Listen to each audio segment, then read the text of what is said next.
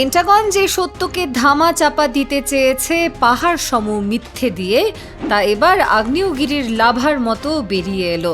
ওয়াশিংটনের সেই তথাকথিত নিশ্ছিদ্র নিরাপত্তার দেয়াল ইরানের এক আঘাতেই খড়কুটোর মতো উড়ে গেল। এনবিসি নিউজের বিস্ফোরক রিপোর্ট বলছে, মধ্যপ্রাচ্যে মার্কিন আধিপত্যের সমাধি রচিত হয়েছে গত কয়েক সপ্তাহে। বিলিয়ন ডলারের রাডার থেকে শুরু করে অত্যাধুনিক ফাইটার জেট সব এখন পারস্যের বারুদে স্রেফ কয়লা। সবাই ভেবেছিল পেন্টাগনের প্যাট্রিয়েট আর অ্যারো ডিফেন্স বুঝি অজেয়, কিন্তু ইরান বুঝিয়ে দিল তারা যখন গর্জে ওঠে তখন আধুনিক প্রযুক্তিও স্রেফ খেলনা হয়ে যায়। কাতারের আল উদিদ ঘাঁটির সেই বিলিয়ন ডলারের রাডার সিস্টেম আজ ইতিহাস। এনবিসি নিউজের দাবি, কেবল মিসাইল বা ড্রোন নয়, ইরান তার সেকেলে F-5 ফাইটার জেট দিয়েও মার্কিন ঘাঁটির বুক চিরে দিয়েছে।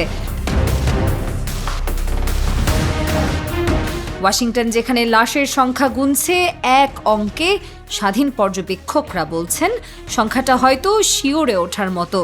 হাজার কোটি ডলারের এই ক্ষত মেরামতে এখন হিমশিম খাচ্ছে ট্রাম্প প্রশাসন।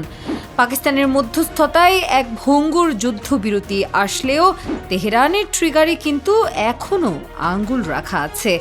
স্পষ্ট বার্তা দেওয়া হয়েছে, যদি আবারও ওয়াশিংটন কোনো দুঃসাহস দেখায় তবে মধ্যপ্রাচ্যের প্রতিটি মার্কিন স্থাপনা হবে স্রেফ আগুনের গোলক।